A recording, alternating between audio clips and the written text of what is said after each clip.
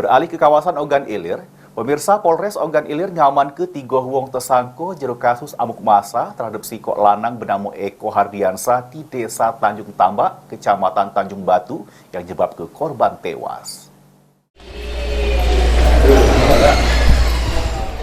Inilah 3 tersangka kasus amuk massa terhadap korban Eko Hardiansa yang diketahui sudah maling motor di Desa Tanjung Tambak, Kecamatan Tanjung Batu, Ogan Ilir beberapa waktu yang liwat.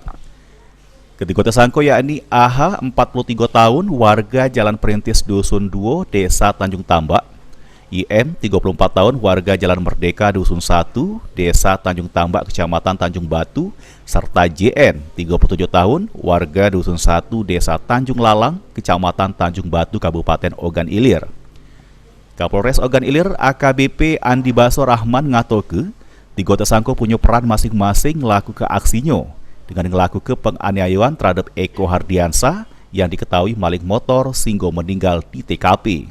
Dan penganiayaan, ya, dari saksi yang ada, kemudian adanya video, ya, ini salah satu alat bukti. Kemudian keterangan-keterangan. Juru pengungkapan ini polisi menyita barang bukti motor fiction punya korban sama motor metik yang nak dipaling, kayu serta pakaian Eko Hardiansa.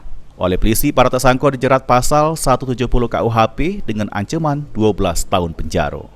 Ahmad Romawi, PAL TV. Rumah